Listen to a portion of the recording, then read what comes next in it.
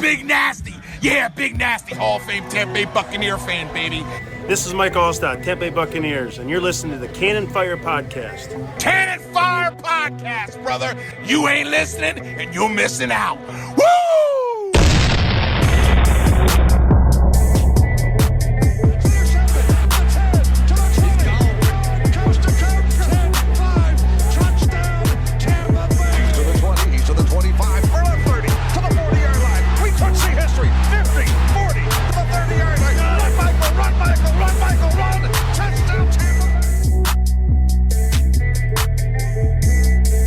Welcome back, ladies and gentlemen, to a brand new edition of the Cannon Fire Podcast. Back at you today for episode 144. Week 9 is in the books. Sunday Night Football for the Tampa Bay Buccaneers. Well, what else is there to say? 38-3, your final score. The Saints come out on top, just in case you were wondering. They improve their record to 6-2, first place in the NFC South. The Buccaneers fall to 6-3 on the season.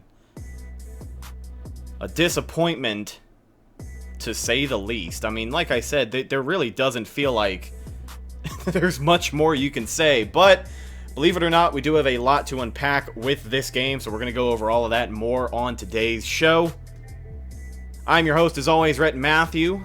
Joined alongside me, as always, is usually my good buddy and co-host, the Philly Bucks fan himself, Mr. Evan Wanish. And if you guys listened to our last show, well, you know that he went and got himself suspended.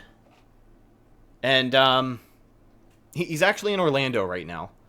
And he went and watched the game at Raymond James Sunday night.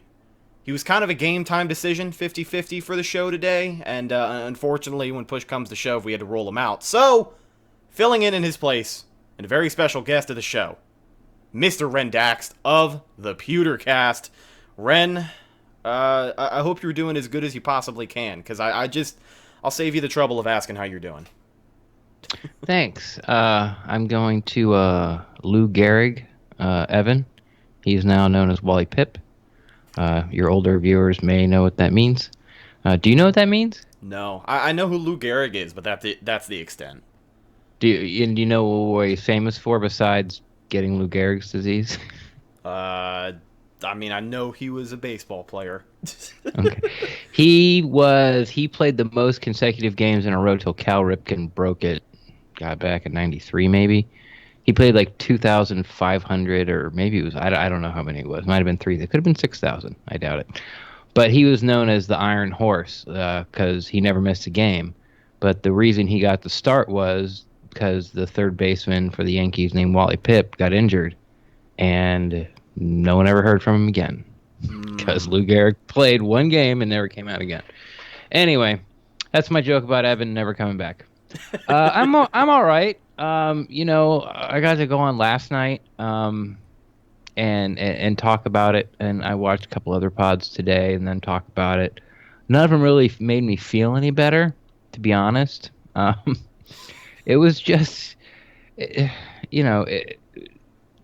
nothing good came out of it. Like, there was nothing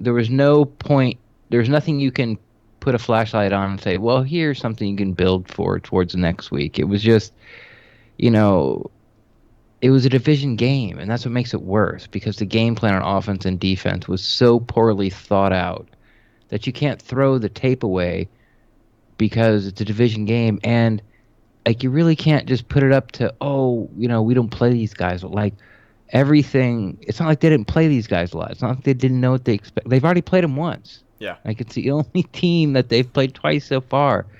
And what the Bucs coaching staff decided to do with the offense and defense was, it was just, it was bad. It was as bad as Madden pulling out Snell in the World Series. Like, yeah. Everyone knew that this was just a terrible idea as soon as they recognized what was going on. And what makes it... Sorry, go ahead. No, and we paid for it. And the fans paid for it. Yeah, can't get any refunds. They got your money. But, I mean, what makes it sting even more is not only is it a division loss, just like you said, it hurts to get swept by anybody, because it's hard to sweep a division rival, and the Saints have done it 2 years in a row. Bruce Arians is 0-4 against New Orleans. And like you said, the game plan coming into it, people talk about, the execution of the players. It doesn't seem like it's breaking news. It doesn't seem like it's breaking news at this point that this loss was on the coaches. I listened to a couple of other pods today, and that's what everybody's saying. And I think every podcast you listen to after a game like this, everybody's going to be saying pretty much the same thing. But the loss was on coaching, and the game plan on offense, on defense, and hell, even special teams. I mean, I know it's hard to... Our special teams are terrible. We just don't talk about them because we're winning. They're retired. We can't cover. Can't cover punts. If you catch the ball in the end zone, I don't care how deep you are, run it out because you'll get past the 25 because our guys don't even set up their wall until the 26. Yeah. So you'll get at least a yard. With all of that, though, the biggest thing for me, and I think what hurt the most, is that this team is not who I thought they were headed into this game. And that's the same for everybody. But, I mean, you heard Al Michaels and Chris Collinsworth all night, all throughout the game. This is the team. This is the team that was supposed to be favorite in the NFC, and Tom Brady's been playing great, and they were supposed to take the division, yada, yada, yada. Yeah, you can't win them all. But when you lose in the fashion that they did, when you lose to an opponent that you played before, and when you lose because the game plan that you came in with was hot garbage, like I said at the beginning, there's not much else to say. There really is not. But I will say this. Ladies and gentlemen, if you bet the over last night, which I'm sure a lot of people did because more people expected, a little bit more points on the damn scoreboard, I feel really bad for you. But I'll tell you what, if you want to redeem yourself, you can head online over to our friends at betonline.ag this week. Take a couple of bets on the games happening in Week 10. From game spreads and totals to team, player, and coaching props, BetOnline gives you more options to wager than any other place online. And of course, there's always the online casino, which never, ever closes. So make sure you head over to betonline.ag today and take advantage of all the great sign-up bonuses they have got over there. Once again, BetOnline, your online sportsbook expert. I am scared to death to spend my money in their online casino. I haven't checked it out. I know that when me and my buddies go to the Hard Rock, I'm usually spending most of my money at the bar because that's just how my luck swings. But what about you, Ren? Are you a rambling, gambling man? I've had my spurts throughout my life where, gambling became something to do. It was kind of like golf or fishing. Like, you get really hard into it for like 3 or 4 months, and you're like, nah, and you just kind of, one day you don't go, and then you don't go for like 2 or 3 years. But I like to play. I like roulette because if you bet red or black, it's it's 2-to-1 odds, which are the worst on the board. But 2-to-1 odds are great odds, and you got a 50-50 chance of being right. And there's certain rows and columns that have more black. Like say you're betting black, you have more black. You can bet a row. You can bet. There's a place where you can put your chips. Where if there's 8 possible outcomes, 5 of them will be black if you put the chips right, and then you can just bet black straight up. And then if you want to take it one step further and don't bet anything until one color comes up 3 times in a row, if you have the patience, you'll win and you'll make some money. That's how I do it. There you go. Yeah, like you just sit there and the guys at the wheel don't like it because you're taking up a chair and you're not betting. But you wait till it's 3 reds in a row, then you bet black, and and then if it comes up red, you just double whatever you just lost and bet black again, and you win, and that's how you do it. That's it prevents you from getting on losing streaks, because if you bet black and it comes up red 3 times in a row, well now you're in a hole that it's really hard to dig yourself out of. But it's not gonna go red like the 5th, 6th, 7th time. It's just not. So yeah. Well, there's another tip. If you guys want to go check out the online casino, that way you don't piss off any table workers, make sure you go do it once again at betonline.ag. You won't piss anybody off over there except for yourself. So I'm sure there's an app that will give you an alert. There you go. So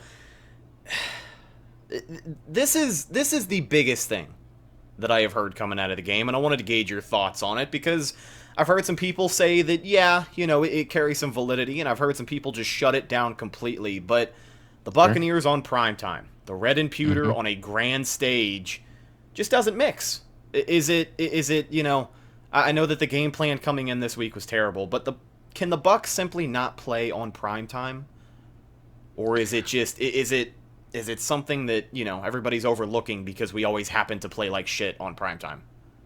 Well, I mean, both can be true, I guess. I mean, I don't think that if the Bucks play on primetime, they're going to play a bad game and get blown out. But there's a lot of evidence that supports calling me a liar.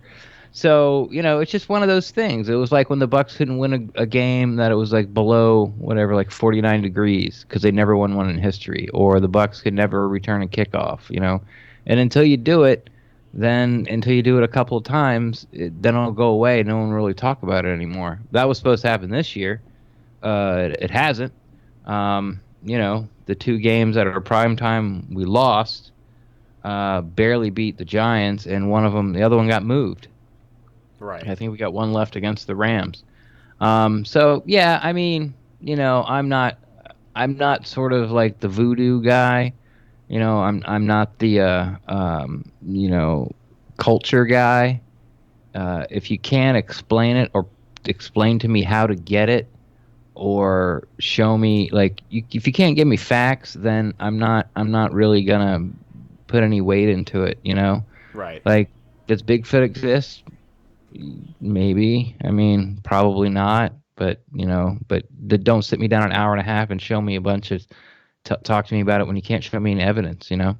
Yeah, I'm not ready to put up the the pin board with all the connecting strings and the circles talking about the evidence of why they can't play on primetime, but it is definitely a strange coincidence. And it's a shame because it seems like every single time that this team gets a chance to prove on a national level, or even a somewhat national level, that they are the real deal. Because so far, up until this game, obviously a 6-2 record speaks for itself. This team has been playing some pretty good football.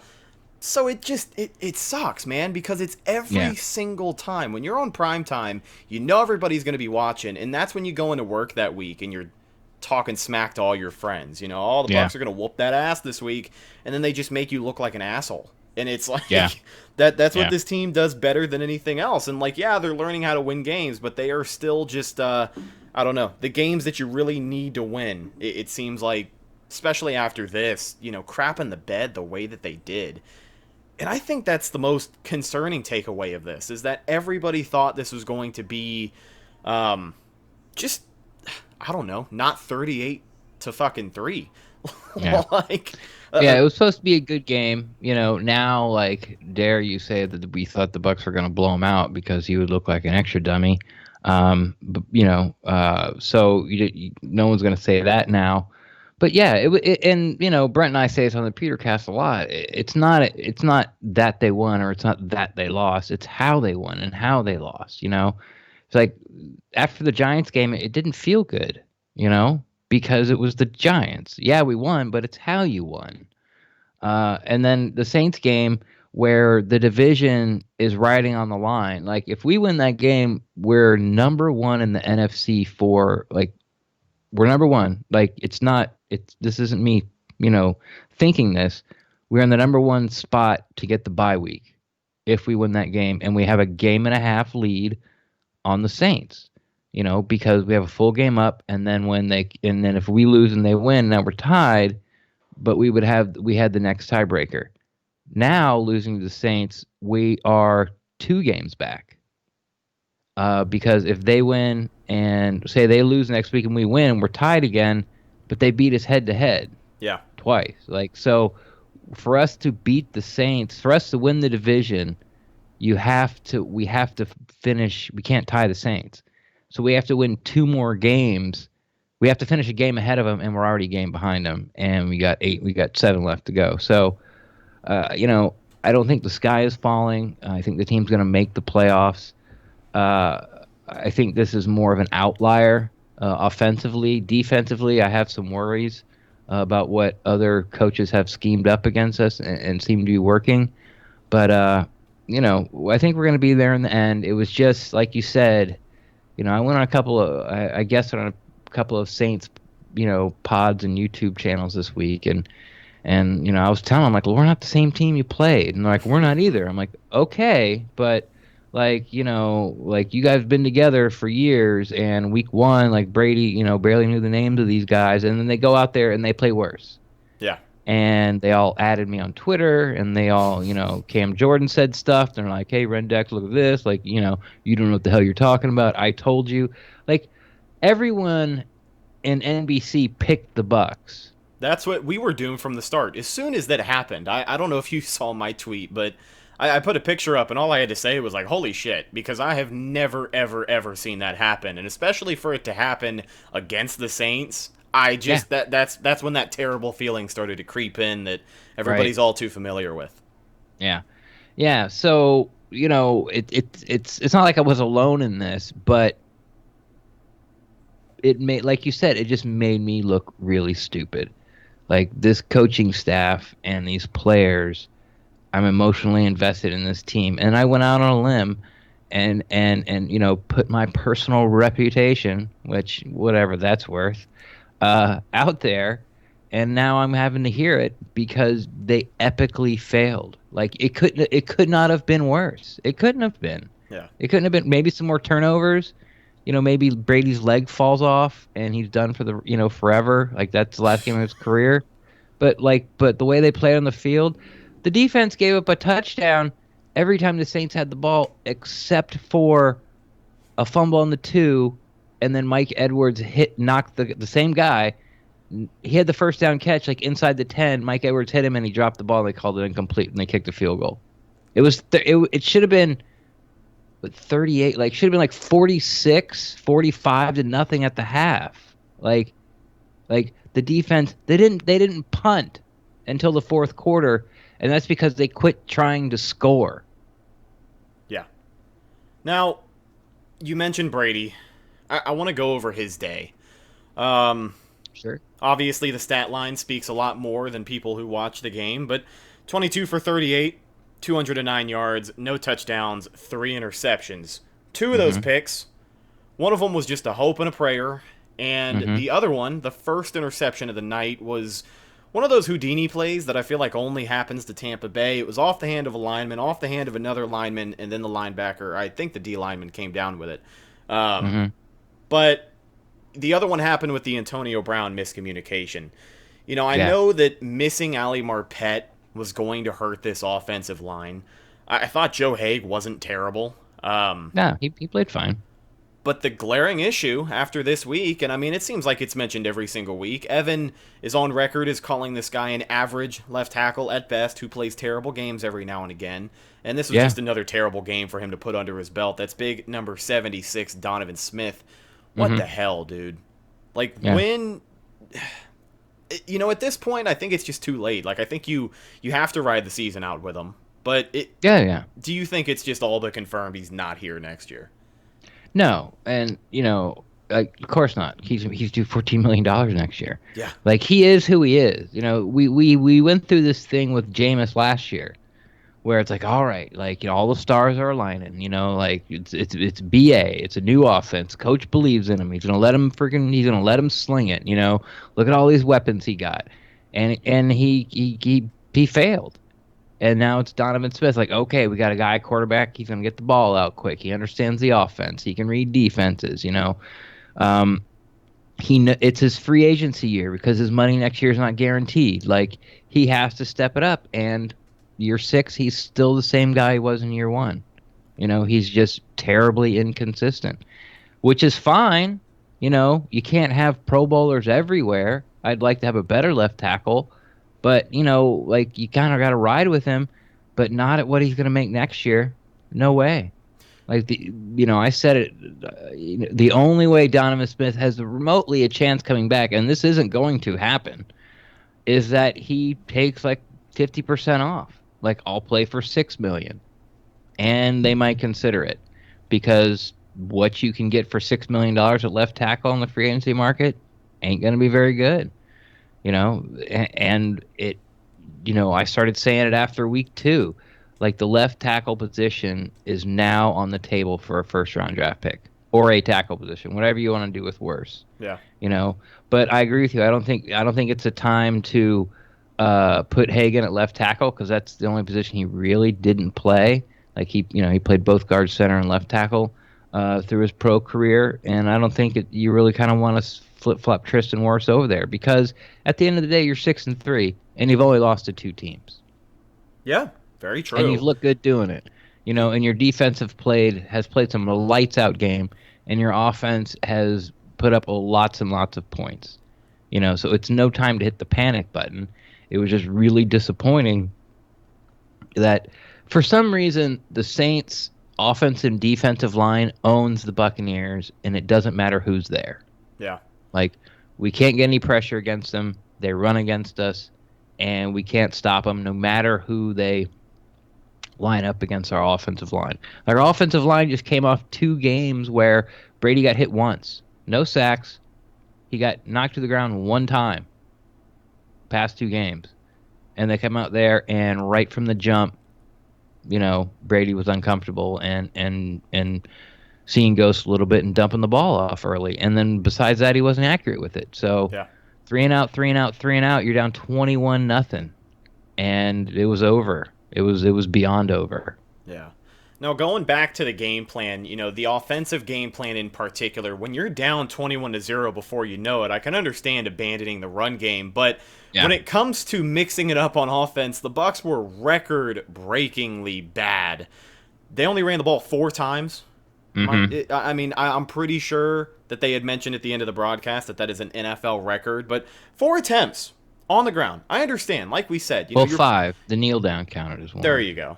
But good God almighty, man. Like, I get it, but listen, give me 10 carries. Like, I don't know. I don't mind it. Like, I don't mind it because it's not that's not the play caller's fault.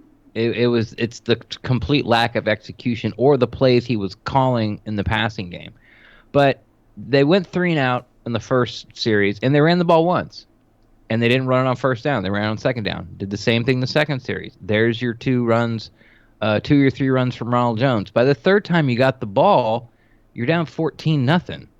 And so it's time to let's flip the field at least. Let's first quarter's almost over. We're down 2 touchdowns. Let's kick this into high gear. 3 passes, you're out. They went 3 and out again. Next time they get the ball, it's the second quarter. And you're down 21-0. Now you can't run it. You can't. And since the offense never got going and never drove the ball down the field, you never had the chance to feed that run in later. Like, you come out, throw for 7, throw for 11, run the ball, get 4 or 5, then throw, run. But they never could put together a drive. The only reason they got down there was on a turnover, And then late in the game, they put together a drive, but that time they're down 30-plus points. They're not going to run the ball. Then they ran the ball 1 time, and it was like 3rd and 1 with Fournette, or 4th and 1 with Fournette. I don't remember. And then they ran the ball 1 time with Rojo on the goal line, and then the kneel down makes 5. So I know that you look at 5, that is not the reason we lost. If I'm gonna pick top 2, make a top 10 list of the reason why the Bucs lost that Saints game. Joe Haig and only running the ball 5 times aren't going to make the list. Right. Yeah, it's an ugly stat, but you have to look why. This is something that a lot of people don't do in every aspect of your life. You see a fact and you go, "Oh my God!" Why? Do you think Byron Leftwich knows that running the ball 4 times a game is not a good? You're not going to win that way. Does he know? Of course, that's what they were drawing up at practice all week. Yeah, he knows that. So why did they not? Why do they only run the ball 4 times with 5 with the kneel down? Well, then you look at the other side and you go, "Oh, okay," and then now you get angry at something else, like the play calling, or the game plan, or the defensive scheme, or the punter, or the crappy tackling, or again no juice on defense, or the head coach calling, It was how do you think how did BA think he was going to win that challenge on that 4th and 1 run? I am convinced that every single game, that challenge flag is just burning a hole in his pocket. We haven't seen it busted out lately. Yeah. But he is always at the ready to use it, whether he thinks he's going to get it or not. And I know that it's been mentioned that, I think he has like a video guy in his ear kind of telling him when to throw it, when to not. They got to reevaluate that position because that was just another one of those challenge flags that everybody's going to look back on and say, oh, BA's too old, he's losing it, he's out of touch. And I mean, while there have been some questionable decisions, it's just, dude, that's a challenge that shouldn't have been thrown. Basically, is what I'm trying to say. It shouldn't have been thrown. It was complete desperation. Yeah. Look, like it's like I get it. Like he's like if someone asked him about it, and I haven't even been able to bring myself to watch the pressers. Like not last night's and not today's. I'm like I just can't do it. Like I cannot. These guys are gonna piss on my head and tell me it's raining, and I'm gonna lose it. Like they're gonna I'm not gonna read Buccaneers.com this week because Shaq Barrett had like 9 pressures. like oh my god. Like I swear to God, So I understand what he was going to say was like it was kind of a do or die right there. Yeah. Because if they did win that challenge, then you still kind of sort of got a chance. But if you look back at it, the spot should have been challenged on 3rd down. And then if you want to sort of, take into account the BA challenges last week against the Giants, he should have challenged the spot that they didn't give Fournette on the 1st down. And then when he tried to go for it on 3rd and got stopped when we kicked the field goal, and everyone's like, why are you kicking the field goal? You should have gone for it. But the problem was Fournette made the 1st down the play before, but he didn't challenge it. So it's sort of like this bravado kind of like I'm really emotional, hair trigger type of whatever I feel like throwing the flag or not. Because BA just like, oh, well, it was a bad spot, but I'm not going to throw the challenge flag because we'll just make it on the next down. But they didn't. And he doesn't throw it on 3rd down because it's like, well, we'll stop him on 4th. And they didn't. And now you're like, well, I got to throw the challenge flag because if they make that, then the game's over. And it's like, it's kind of too late by then. Like, if your adjustments, like, first off, I don't understand why the Bucs don't do adjustments during the first half. I know they're probably going to say they do, but they don't. Like, you don't see adjustment from this team till after they come out at halftime. If your adjustments for the game consist around throwing a challenge flag, you're not. There's no plan B. Like these coaching staff needs to go into these games with a plan B because not only this game was their offensive and defensive scheme terrible, so was the Giants game. Yeah. And we just beat the Giants because we're just better. We just out-athleted them. We just had better guys. We had better Jimmies and Joes. They had a better scheme. Our guy behind under center could implement our scheme better than their guy under center could implement their scheme. And that's why we won, and we almost lost. So there's no, like, it's this why, okay? Like, if we do this against the Giants and it doesn't work, what are we going to do? Like, it's going to work? Like, what are you talking about? Okay, like no, you have to take everything to the next step, and then you don't get surprised, and then you kind of start understanding how things work, not only in football, but, like the world around you, too. One more thing about the offensive play calling, and then we'll get a little bit more into those defensive adjustments you had talked about. Sure. The Buccaneers offense, the red zone offense in particular, who up until this game was perfect on 2-goal situations. They always got a touchdown. They were 22 for 22 coming into this game. From the 1-yard line, you throw 2 fades, try to run it one time. Right. What the hell was that series? The play calling that we talked about, it was a terrible game plan. But I feel like just not, I don't know, not trying to stand it up and punch it through at least one more time after you didn't get it. It just felt, I don't know, dude. Like, I really don't know. I'm not a big fan of the fade. Nobody is.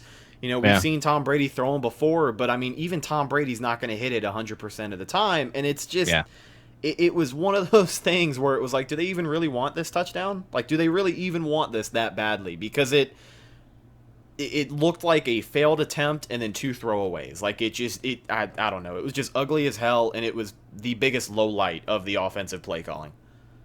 Right. And you forgot the drop by Gronk. Yeah, there you go. That was, dude. Yeah, I forgot that for good reason. Yeah, that felt a lot like Jameis Winston was quarterbacking for the Bucks, and him and Mike Evans were going to shut Lattimore up. They Like were just going to force it to him. They're like, Mike's going to get a touchdown on Lattimore, so Mike can, talk shit more, because Lattimore is way up in the talk shit category. Yeah, like that's what I felt like those two throws to Mike was. The one to Gronk, he just dropped it. Like it worked. They set it up. It worked.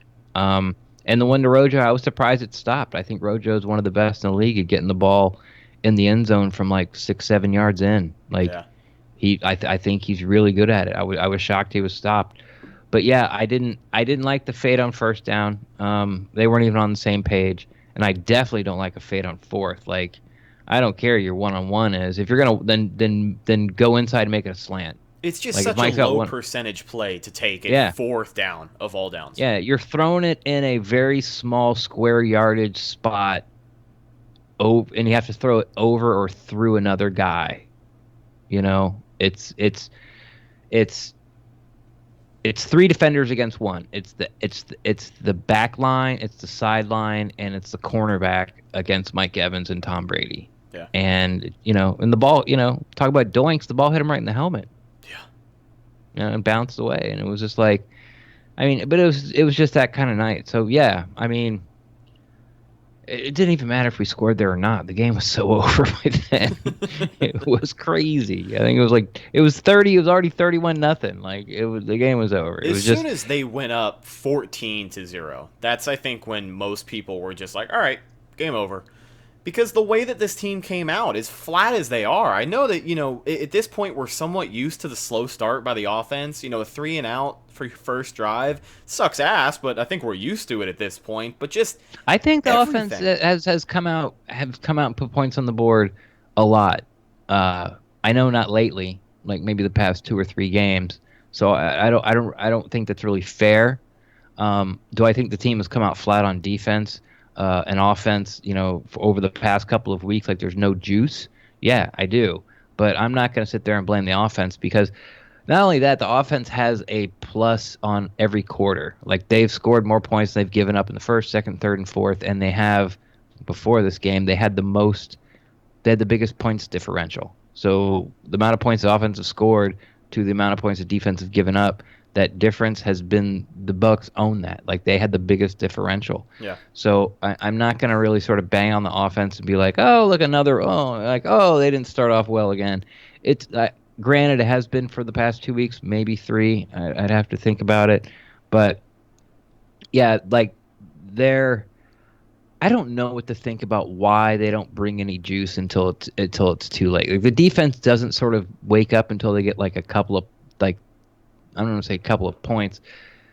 The team has to score twice. Like either that be 2 field goals or 2 touchdowns or a touchdown and a field goal. Then all of a sudden the defense wakes up. It was just too late because of the poor field position and the scheme they were running. The scheme they were running was the worst way. It's like the tortoise and the hare, and going, the way we're gonna beat the hare is we'll put the tortoise in quicksand and we'll make the hare run on cement. So Bruce Arians came out. He said the defensive game plan was to rush 4 and play zone for pretty much the whole game. Well, obviously we saw that was awful. You can't do it against the Saints. Everybody and their mother has said for years that that's not how you beat Drew Brees. You have to send pressure. And that was another key coming into this game, is everybody was saying it as well. Whatever quarterback gets hit, that's how you beat Drew Brees. That's how you beat Tom Brady. You put him on his ass and you make him uncomfortable.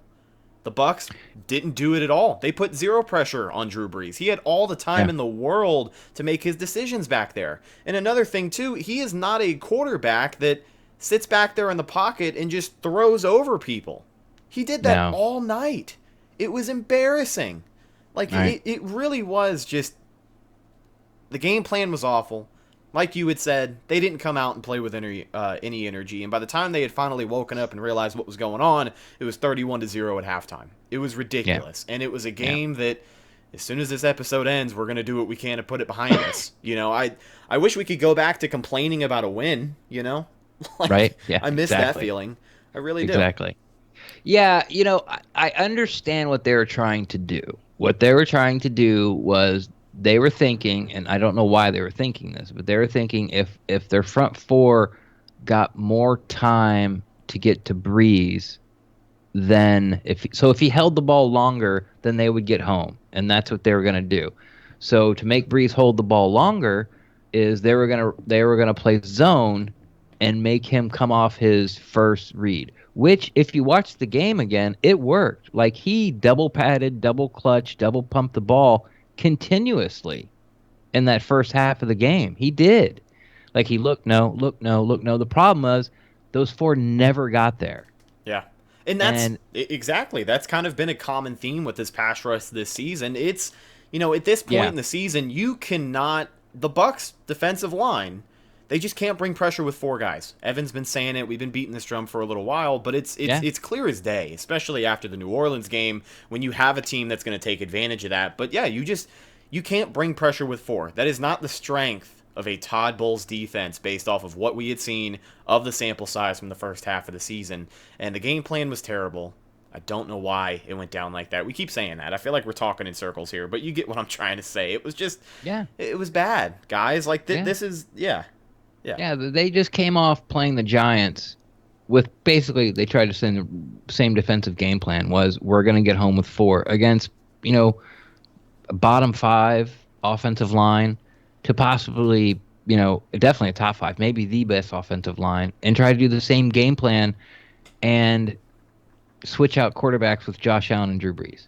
And like I get the thinking, but like you said, and you said you and Evan been talking about it for weeks, like what can you point to any game, not even any game, any play that four guys like pushing four got home? No. Like what makes you it was very Dirk Cutter-ish, where he'd be pressed on, like he would be pressed on a situation like that after the game, and he'd be, guys, well, these guys are pros, they just got to execute. And it's like no, like, you can't make a fish climb a tree, Dirk. Like, offensive and defensively, this coaching staff not only didn't put their team in the best situation to win, they put their players in the hardest situation to win. Now, like, they did everything they could, not on purpose, to make this the most difficult way to beat the Saints. And the problem, which is very disturbing. Yeah, well, definitely. But I think another big problem with it is 31-0 at halftime. The third quarter, I understand. But in the fourth quarter, when you are down 38 unanswered points, why the hell is Tom Brady still on the field? Why are your starters still out there? Is it this mentality from Bruce? Is he just an old school kind of guy where it's like, well, you got yourself into this mess, now you go ahead and get yourself out? Was it irresponsible of Bruce Arians to keep those guys out there that long? Is it something else that somebody should be bitching about when it comes to the head coach? Or is it just one of those things that, it's the NFL. You die on your shield, kind of? I think it's more, I think it goes more along the lines of seeing BA as an emotional coach. As in, it could be a little bit of like, like, screw you guys. Like, you guys haven't played worth of crap. Get out there and keep, you're going to have to wear this. Yeah. Which, I don't know if the word that's a little too strong for me. But Tom Brady shouldn't have been in the game. Because if Tom Brady goes down, with any injury whatsoever, and he misses 2 weeks, like, you're like, I think Blaine Gabbert can win 10 games with this club. I really think he can.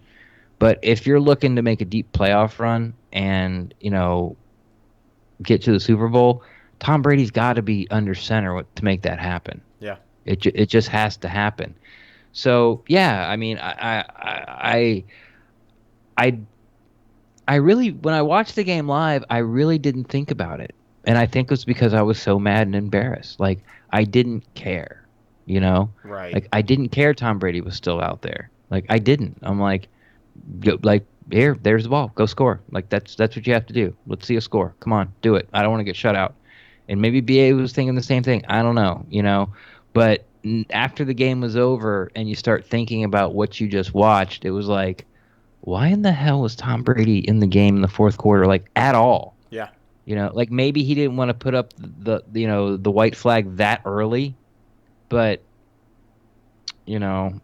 if it was a Sunday game, like a 1 o'clock game, would he have done it? And it was a little bit of pride, he got because he's getting embarrassed on national TV and everybody's watching.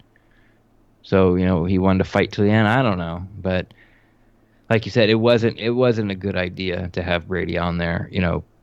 By the start of the fourth quarter, it just wasn't. Definitely not. Now, one more thing that I want to talk about before we wrap this thing up.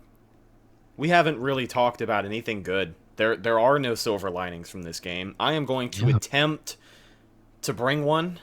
Sure. And we're not going to spend very much time on it, but Antonio Brown's Buccaneer debut. Now, aside from the miscommunication where he stopped on that route, Brady overthrew it and it was a pick, I mean, he showed us, that he's still in good shape. I mean, that's what I got from it. He's still in good shape.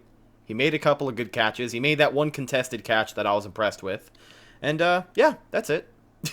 I know that there were a lot of eyes on Antonio Brown, and right. I figured we at least had to mention it. Sure. And you did. There it is. That's all I got. Like I have no comment on the way Antonio Brown played. Like it wasn't to even mention that it was good or bad. It was so inconsequential and no, like it didn't matter. Right. Like let's talk. Well, Cameron Brate didn't screw up either. Let's talk about him. It didn't matter. He was such a minor piece to this story. I know, NBC didn't treat it that way, but for different story reasons, but for different reasons and rightfully so. But yeah, I guess what I saw on Twitter didn't discourage me any, but I wasn't planning on being discouraged. Like, right. What happened is what pretty much I kind of expected to happen. A guy out there who doesn't really know the offense yet and hasn't played football in like 2 years. Yeah. I get you. This has been... God, this feels like a funeral. This has been one of the most somber episodes we've ever put out.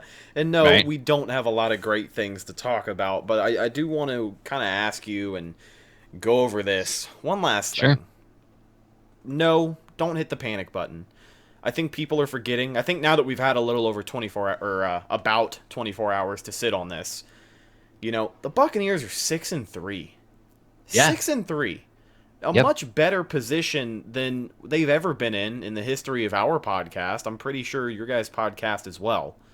Oh, yeah. So, are we blowing it up? No.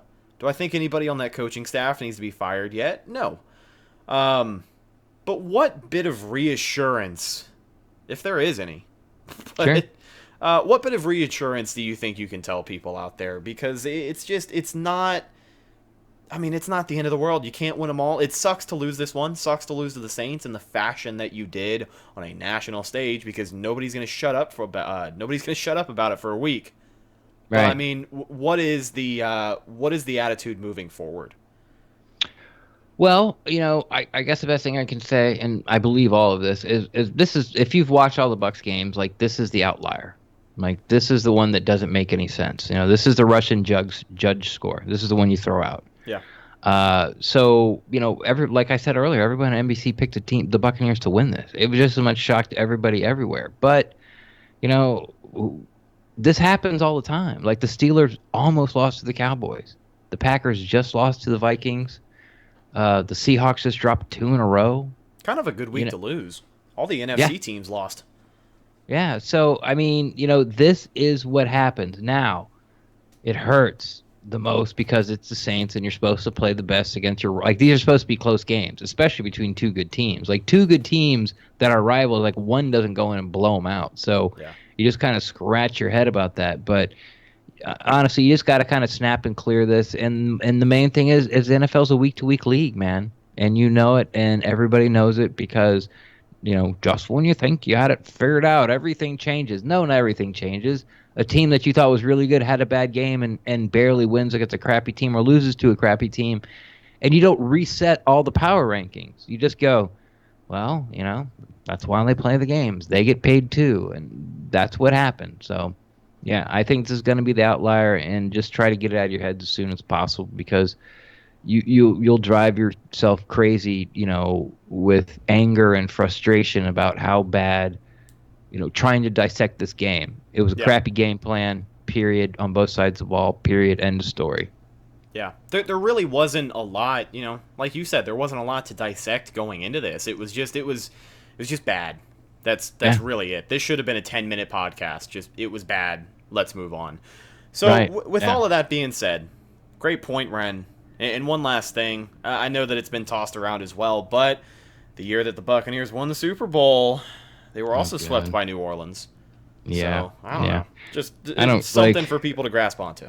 Like, I'm not going to say this on my podcast, but I'll say it on yours.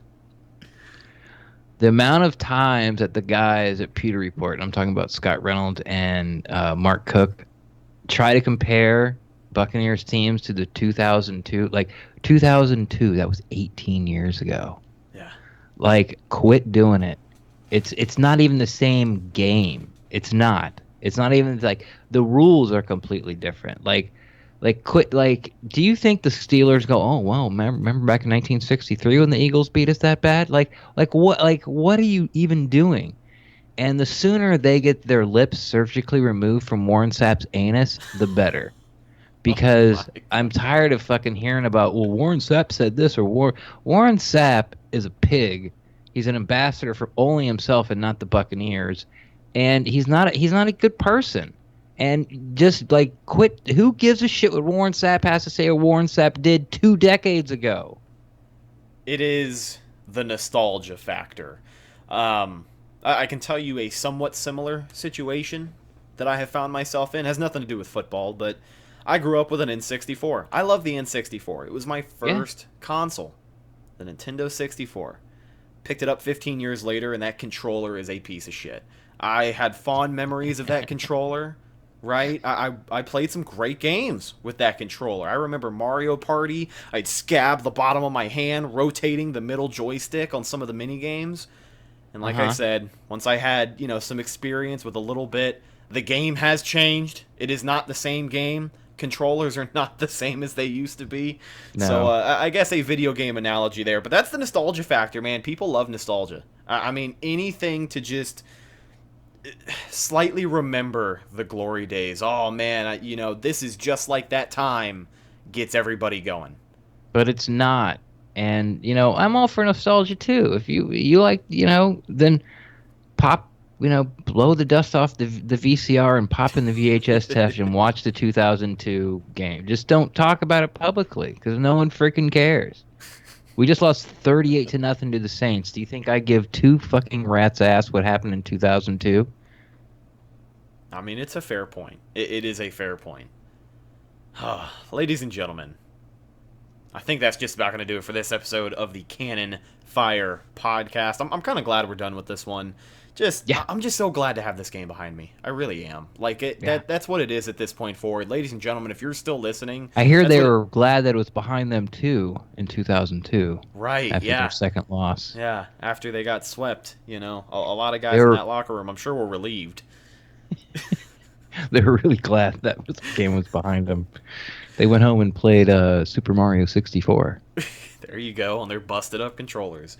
Ladies and gentlemen, thank you so much for listening on any of our podcast outlets or checking us out with video on YouTube. Ren, thank you so much for jumping on the show with me, man. I know it was short notice, but it was a really good time having you on. And while it wasn't the, most fun of episodes, we'll have to have you on after a win someday. It sucks that you had to join us after the worst loss in what feels like 15 seasons. Yeah, since 2002. But it really was a good time. Where can people find you and your content? Yeah, thanks for having me on, man. People kind of turn to me when things go bad. That's just the way it's been my whole life for some reason. I guess I'm a foxhole guy. Best place to find me is on Twitter. Probably the only place to find me is on Twitter at Ren Daxt. That's REN_DAXT. I'm always down to talk Buccaneers football. There you go. Also, make sure you guys check out the Pewtercast. Really good friends of the show, Brent Allen, and of course, the Mr. Ren Daxt over there, giving you guys a couple of shows a week. They do a really good job. If you haven't checked it out, they're, if you're in the mood to check it out, it really was some good content. But the instant reaction live stream from after the game, That intro kind of got me today, to be honest with you. I turned it on, I was driving the van at work, and, you hear the music play, and then just dead silence. That got me. That was pretty damn good. But make sure you guys go check it out for yourselves, and follow him on Twitter at Ren_Daxt, and the Pewtercast as well. Thanks, man. Yeah, absolutely. Follow the show on social media, Facebook, Instagram, and Twitter. All of those are the Cannon Fire Podcast. Basically the best place to go for updates on the show and Buccaneer news as it happens. You can also follow myself on Instagram and Twitter at Retticus, RHETTAKUS. And one last shout out to our sponsors at betonline.ag. Make sure you guys get over there and check out all the sign-up bonuses that they have got. Still plenty of great action left this football season for you to wager your monies. So make sure you go do it. I am Rhett Matthew, signing off for Ren Daxt. We will talk to you guys Thursday for the game preview show as we preview this Sunday's matchup. Until then, go Bucks. It'll get better, I think. See ya.